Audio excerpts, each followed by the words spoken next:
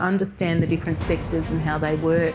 I've worked across different systems, aged care, youth, across different streams. How would your average person start to navigate it? Growing up as a sibling and a carer, that really motivated me, I guess, into social justice. And Amber was diagnosed. Things have sort of changed for us. The more complex your health is, the more you fall through the crack. We've been trying this multidisciplinary care for 5 years and we still haven't got it. Carers can't even get a basic break. We save the economy billions of dollars a year and yet we're not even getting basic support. Before we get started, please subscribe so that you never miss an episode of our cutting-edge contemporary conversations. Thank you. Welcome, Sharon. How are you? I'm good, thank you.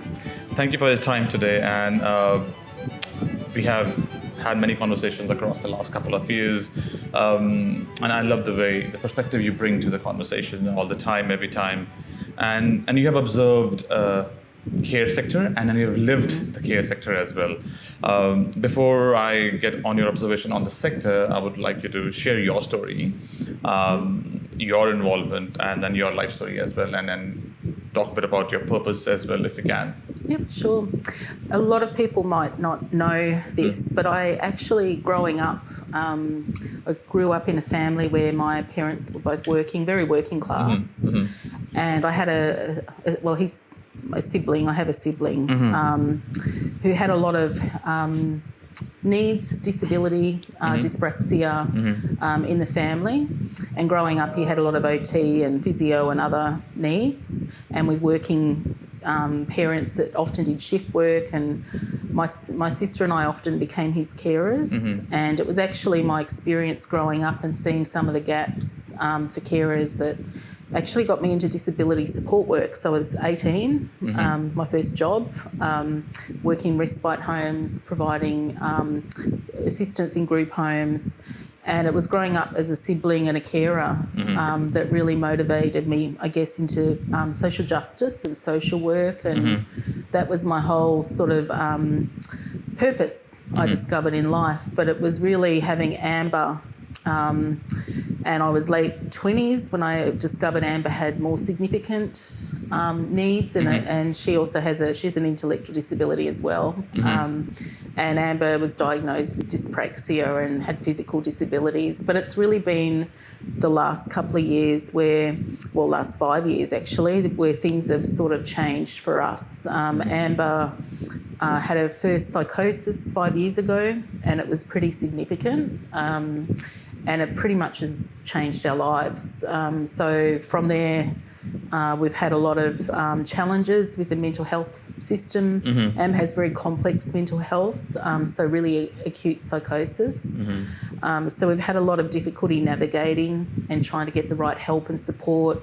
And alongside her psychosis, she's also, we've discovered she has mitochondrial disease, which is quite a rare condition, but it's sort of exacerbated some of the physical health and other challenges that Amber has. So she's lost her vision, she has diabetes, and she has a range of movement disorders like Parkinsonism that have been exacerbated as well by the antipsychotic medications that she's been on. So it's been quite a challenging, a really pivotal moment for us as a family in terms of how her needs have changed and how our advocacy has had to step up as a family, not just myself, but my young daughter who's a young carer and her dad who's now the primary carer as well.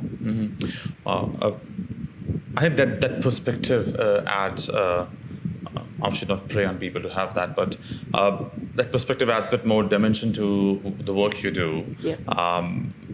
And as you are engaging with multiple sub-departments and part of your daughter's funding is state and part of it is federal, and engaging with multiple practitioners also is another key challenge. And because you come from the sector, you understand so much, and hence you're probably best placed to advocate for your daughter. How do you see the intricacies of multiple systems interacting, the friction, and how one could see for a parent who's trying to navigate through multi-system, multi-funding, streams of work, how do they manage, or they don't manage?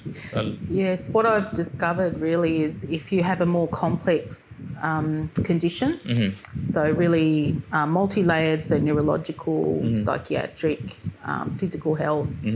For Amber, it's even been vision and other hearing loss. The more complex your health is, the more you fall through the cracks.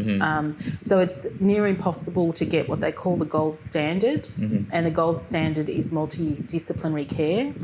We've been trying for 5 years, and we still haven't got it. We've been promised it at different points, but I think trying to get a wraparound care is near impossible if you've got really multiple complex physical and other health needs. But the other challenge I've found that I've seen for people is even just getting basic coordination and case management is near impossible. So I know trying to get a support coordinator within the NDIS system's been really challenging. I know recently we've tried several providers. The good ones are all booked out, don't have wait lists. In terms of in the adult mental health system, the staff basically don't have capacity to do coordination and case management. So you're pretty much left on your own trying to navigate it. And I think to myself, I'm a social worker. I've worked in case management. I've worked across different systems, aged care, youth, across different streams. I understand the different sectors and how they work, and I'm struggling. So how would your average person, I hate to say that, but I'm saying a person who hasn't been trained or hasn't worked in the system, how would they even start to navigate it? It's a very complex, fragmented, difficult system. And I'm not just talking about mental health, I'm talking about other systems are equally as fragmented and complicated. And if you are feeling it is very challenged, and as parents and families get to understand their child has some issues or difficulties, and they're already highly anxious in this initial first few years and trying to get supports sorted in many ways or forms, and then things become more difficult and challenging as they are navigating through multi-system, probably they might give up if it doesn't get through. I think a lot of people get burnt out. I mean, we talk about carer burnout a lot. Funny enough, we're running a bit of a campaign at the moment on social media about carer burnout. But I think what happens is the carers themselves, then you see the levels of social distress. You see carers basically even to the point where they're having to hand over their children, their adult children, because they can no longer cope, because they don't have the support structures and systems in place. If we could support carers more and adequately provide resources and support, respite, those sorts of supports, carers would keep functioning. And the best possible outcome is usually for even an adult child to remain with their family. We understand best their needs. We provide emotional, practical support. We provide care on so many different levels, but the issue is burnout is real. People are getting burnt out. I know in my own family, my husband had to stop working. He thought he'd go back. It's now been 3 years. There's no way he could go back to work with the care needs of my daughter. All he wanted was a couple of hours on a Friday. Number one, it was near impossible to find a support worker. So we couldn't find a worker who even wanted to take an afternoon shift. That was a starting challenge. The second challenge was getting the funding approved to have respite. We had to fight for that. And to be honest, it was really a stint in hospital where my daughter was in for 3 months, and the social worker observed how exhausted he was, that they finally put some, advocated for some funding to support some respite. But carers can't even get a basic break, some of them. And I think the system's letting us down. I mean, if you looked at the calculation of cost of what we provide, that carers provide, we save the economy billions of dollars a year, and yet we're not even getting basic support. On the mental health side of it as a sector, because every state runs their own mental health funding, and then there's some funding from federal as well. So Just I want you to give an overview of what is the mental health sector, how it operates in New South Wales, and then federally what kind of supports the sector is getting. Right? Yep. I think part of the issue is it all integrates. So if you look at better access, and I know some of us, like including myself, have been advocating for a long time about increasing the number of sessions back to COVID. I think we had 20 sessions back then because that's preventative. That will prevent people from ending up in the acute hospital system if they're able to access support early. When you think about the bed situation, so, I know we had a 6-month wait last year for a bed. We couldn't get a bed for Amber to try clozapine because they said there weren't enough psychiatrists. There was too much risk. They had low staff. There are a whole range of different issues and excuses that were made. But the fact that beds aren't available, people are sent away from ED. I'm hearing in New South Wales, some people are standing in and lying on floors in the emergency departments for 5 days for a mental health care bed. Wow. So we've got a situation of crisis, but the problem is the dots don't get joined together. I mean, if we provide more early intervention and psychosocial support services at that community-based level for people to prevent them in the first place from going into an acute setting, if we were to look at providing proper discharge and wraparound services for people, social determinants, housing, looking at employment, looking at their social connections, their relationships and making sure that people are supported, we would prevent people from going back into hospital. I saw so many people going back in 2 weeks later. They were discharged, they're back in. You sort of see why, because they're unemployed, they're homeless, they don't have support, they don't have family, they don't have friends. That's why people are going in and out of the acute care setting, which is costing. I've heard costs variable from, was it $438 a day for a person, right upward. But when you look at it, a lot of patients are in acute settings for months, not just weeks or days. So it's an expensive system. But if the state and feds could work together and fund effective early intervention and prevention and provide those wraparound services that look at social determinants for people, we would prevent them ending up in the acute settings. And then that's a very well understood idea that early intervention always supports the idea of not doing too much of acute in the end.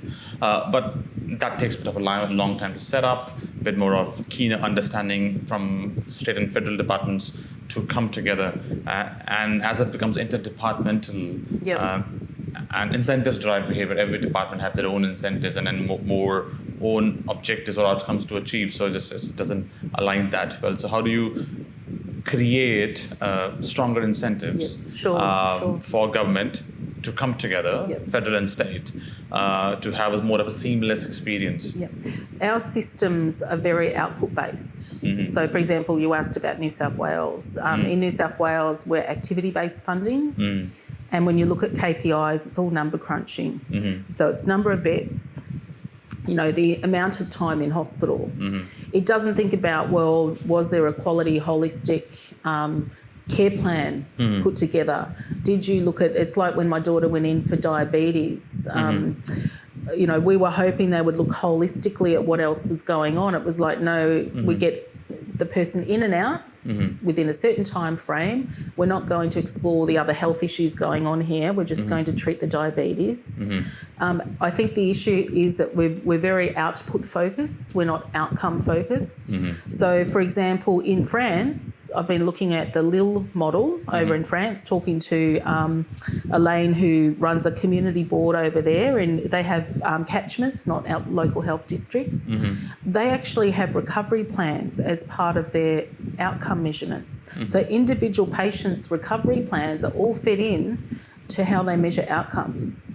And they're looking at, has a person's quality of life improved? Do they have productive, healthy relationships? Are they in employment now because of the interventions that we provided? Are they functioning and back in education? They're the sorts of things they're looking at. While over here, it's all number crunching on beds, admission rates, getting people in and out. It's very driven by the wrong things. But when you are just crunching beds or in and out, nobody's seeing how many times you have to come back again. That's it. It might be the same person doing multiple times Yes. rather than the number of activities and number of units. I think that's a fairly commonsensical solution on creating positive outcomes on the way out, not just on the way in. Absolutely. And, disrespectfully, people like that are referred to as frequent flyers. Mm-hmm. But there are people that literally are, I've met them, that are in and out of mental health inpatient units. Mm-hmm. And they have more time in than out, and they often hop around between hospitals depending on what beds are available. Mm-hmm. That's not the way to treat a person in society. Mm-hmm. We need to look at proper care, not just giving them a bed and medicating people and having this biomedical approach to how we look at a person.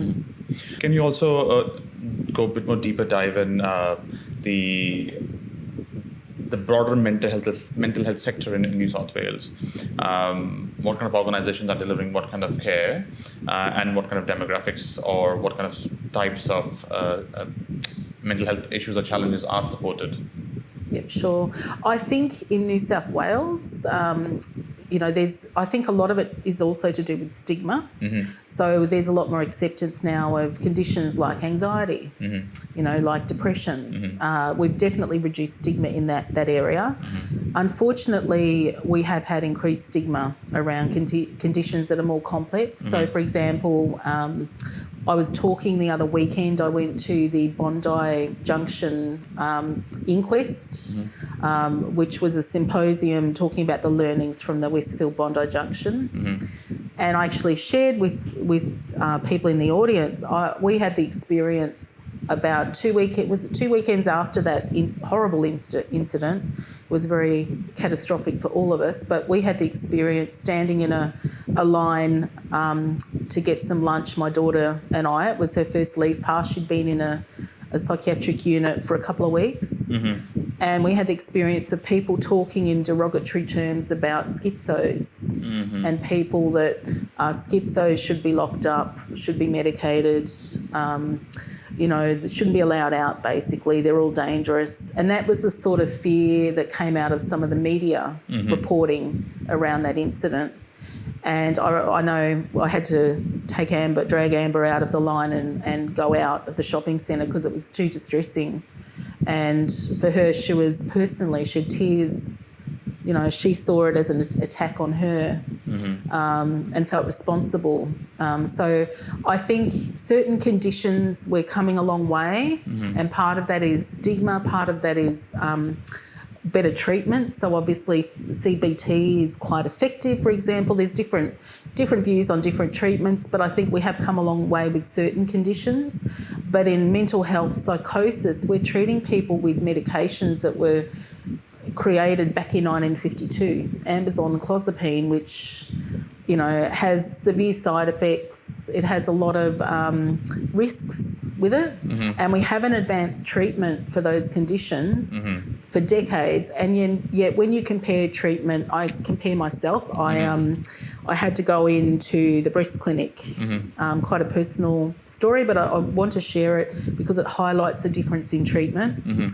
I was amazed at just the wraparound care that they had. Even the receptionist seemed to be trained and it was trauma informed. I had the experience of having women who did all the medical care, and I had the preference for that. And I was very lucky in the end. I had a benign cyst, but I compare my whole experience there with breast cancer care, and I compare it to Amber's treatment of psychosis and how she is treated with discrimination, with stigma. She's not treated as a person often. She's treated as a human experiment almost, experimented on. And I compare how advanced the treatments for breast cancer are. I mean, McGrath's talking about having a navigator nurse for every person regardless of their cancer. why don't we have a navigator for every person with a mental health challenge? You know, why don't we have respect and treat people? The way I was treated in the breast clinic was just incredible. Everything from being offered a cup of tea to try getting that in a mental health adult community unit. You feel like you're lucky to get someone to talk to you, like a psychiatrist, because they're so busy. So why do you feel that there is lack of focus on the mental health sector? Is it because it is too challenging to solve the mental health conversation? Is it too complex, hyper complex? Do you think we have a lot of people with lived experience who have led these conversations and then told either the department or the organization to organize a better wraparound services? But that's a typical, very common sense solutions and then conversations to be had. If a breast cancer clinic can offer you a whole wraparound experience, why can't a mental health clinic offer you that? Well, that's what we need in mental health care. We need wraparound services that see a person as a whole person. Someone actually yesterday described it to me. We were talking about labels because we're looking at some stigma education, and it's almost like in mental health care your diagnosis is how you're seen, it's how you're labelled. And this person I was talking to broke it down and said it's almost like you get a muesli bar and there's a whole heap of ingredients that make up that muesli bar. It's almost like how we should see a person. Their diagnosis is a small part. They're a whole person. There's so many components and parts of that person. But unfortunately in mental health care, we see the person's diagnosis first. We label them. We don't see them as a whole person. The system itself doesn't often even see a person as part of a system. They just see and treat the individual. They don't see a person as part of a family, a neighbourhood, a community, a workplace. So that's the issue we've got. A lot of it is, I believe, it's deeply rooted in stigma and discrimination. And how might we flip the script to remove the discrimination? How might the state ministers, both Shadow and the one with portfolio, and advocates can speak up more? And then why is there a gap? Why is that not heard till date? Well, we have a national stigma reduction strategy that's been sitting on a shelf. Nothing's happened with it. Many of us are advocating that we need to have a national strategy that's not just about saying that we'll do things. We need investment resourcing. We need to start with public education, contact-based, so people have contact with people with different mental health conditions, bipolar, schizophrenia, personality borderline personality disorder. We need to have contact with real people to understand the impacts on people. So we need to actually have a national plan, and we don't even have a national mental health strategy, let alone a national stigma reduction strategy. So this is a problem. We don't have a national strategic approach. Can I pick up on the words used for your daughter, and when they're standing up in the queue, that if we should lock up specific category people and then giving them a title. New South Wales government acted very quickly when the Bondi thing happened, and then on legislating that some words are not allowed to be used in public because it will create a bit more discrimination and then create anxiety in other people. So why can't these words be treated equally as bad as what is used against anti-Semitism and all of those things? Yeah, those words hurt people. Yeah. And a lot of it's just about, I don't blame the couple that were talking. It was really about just their lack of understanding. I don't think they would have intended to cause harm or hurt. But a lot of it is about, we had family members, close family members, who we've known for years after that incident, sort of said to me, are you safe with Amber? Have you thought about putting her into care? Do you think you'd be safe? So even your family members sometimes have a lack of awareness, education, understanding. And between the overlap of mental health challenges and the disabilities, and each of mental health issues will also amplify the experience of disability, or not amplify other disabilities, or it increases. So when there are overlaps of disability and mental health issues, from a funding point of view, how does it work? Yeah. And how does the NDIS versus mental health two spaces come together? I think it's really challenging the way that we talk about a primary condition, even under the NDIS system.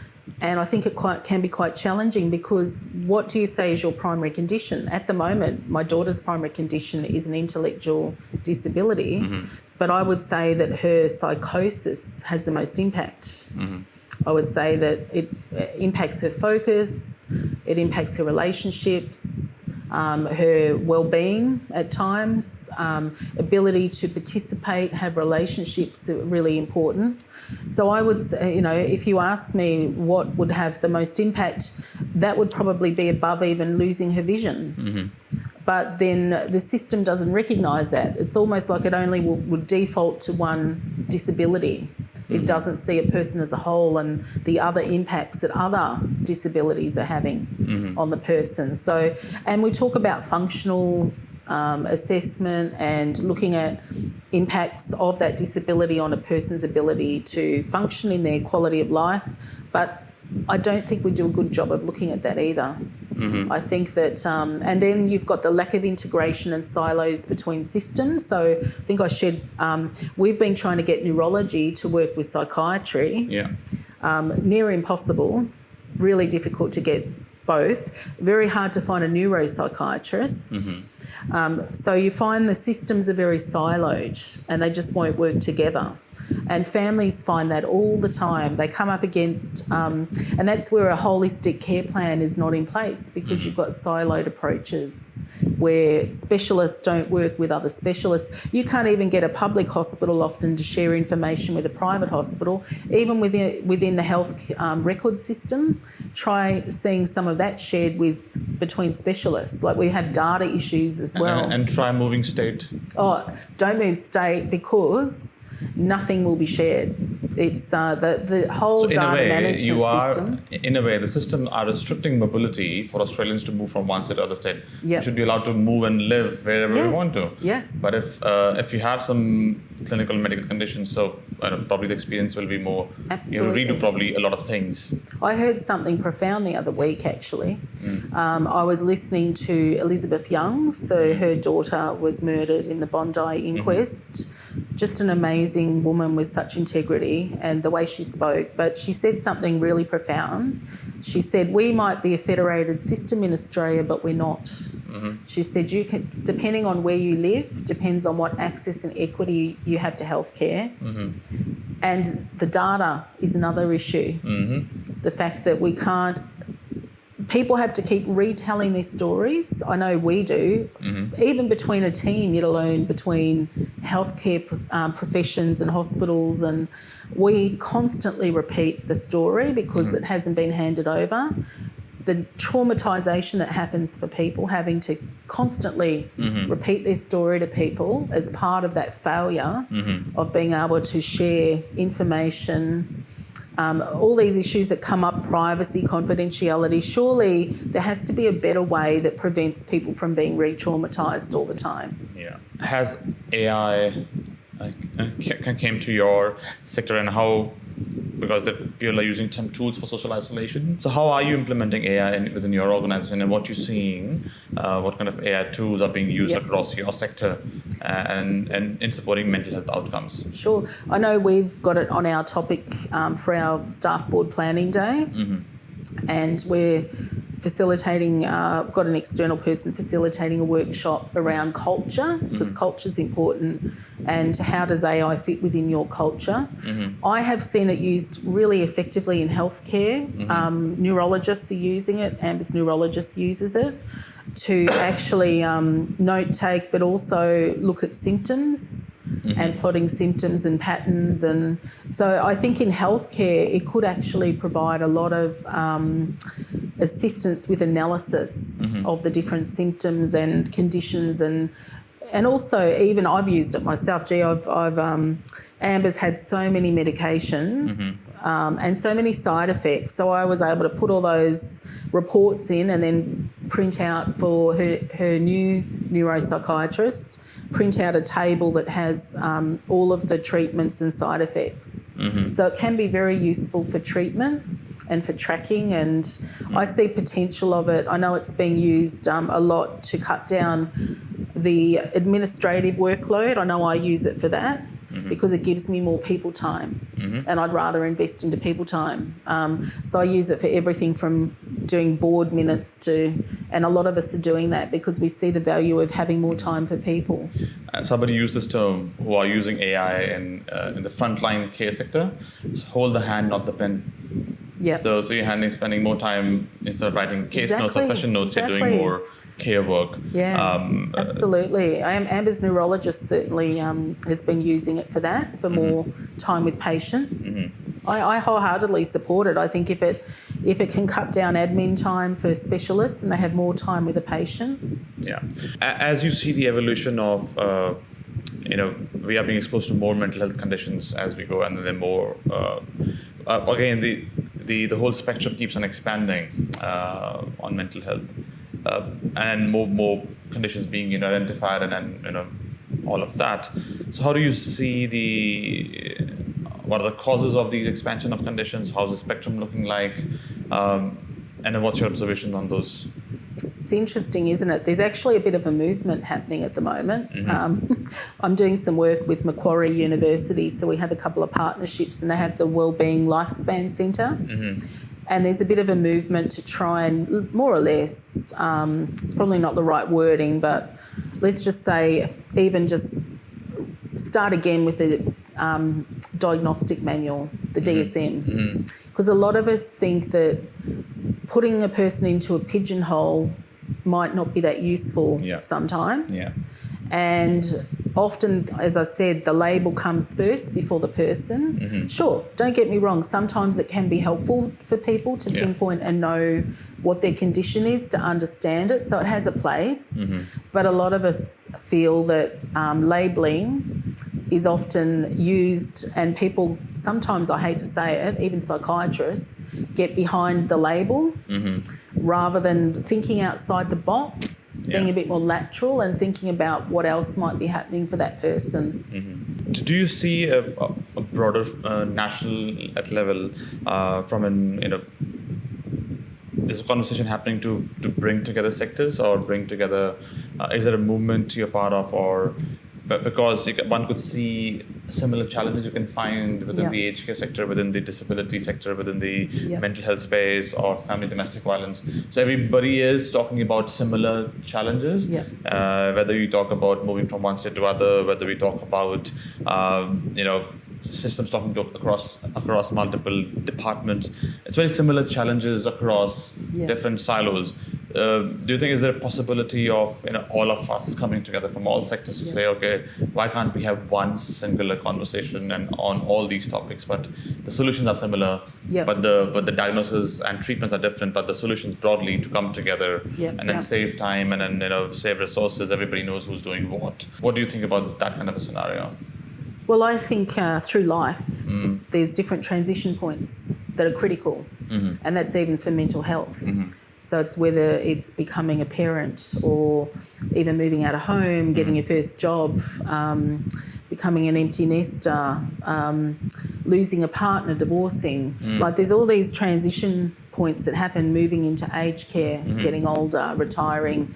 The thing is, those transition points cut across all those sectors. Yes. So, and what we should be focusing more on is those transitions and how we all support people through life stages, not seeing ourselves as aged care or housing or disability or domestic violence or, across, for example, I'll give you the example of, I just mentioned divorce and separation. There's a high rate of domestic family violence for people in those situations when a separation happens. We can't just see issues in isolation. We need to look at how they all connect. And when I talk about mental health, we need to cut through and look at social determinants because it's not just about a person's mental health, it's about how are we going to prevent them from relapsing if they're homeless? or if they're in a domestic violence situation, or so we need to stop thinking in silos and think about how do we support a person through life transitions.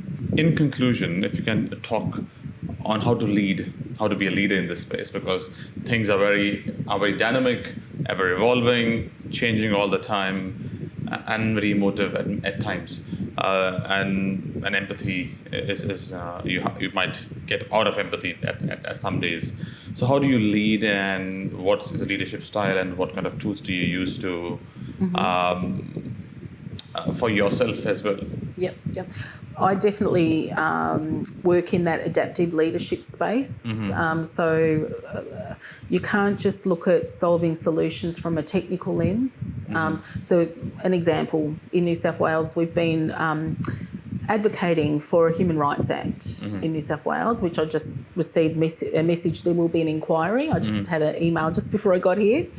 So we've been advocating for a public inquiry into a Human Rights Act here in New South Wales. Now, that legislation will not solve every issue, every problem. It will certainly help hold accountability, transparency, and it will give people more protections.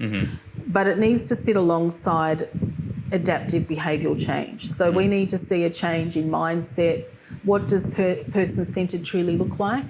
What does it mean in practice? What does it actually look like in terms of a person's journey as well, and how that might change and support that person? But leadership is around looking adaptively at the environment, the big picture, the systems lens, but also seeing that it's around culture, mindset. But also, I guess, I try and role model some of that too. I set my own boundaries sometimes. We are a lived experience organisation, so a lot of our experiences in the environment that we work in come into our work. And that's important because it helps shape what we see. But I also have a lens of talking to many other people and seeing what they're experiencing. But I think in leadership, we've also got to be good at also setting our own boundaries. And I have days where the media, for example, will ring me and I'll just say to the ABC News, I'll just say it's not a good moment because I might have had a really challenging day or night with Amber. And I will just set a boundary and reschedule at a time where I know I'll be strong enough to do that. So I think self-care, setting our own leadership, boundaries and what we can and can't do sometimes. Because when you wear your heart on your sleeve with what you're doing, which is what I do, I think it's referred to as crucible leadership. But when you're in the job that you're in because of your own experience and wanting to create change and make things better for other people, I think sometimes you've also got to, set a boundary and care for yourself too. Thank you, Sharon. Thank you for sharing your story and your lived experience as well. Thank you. Thank you for the chat. It's deep. Thank you.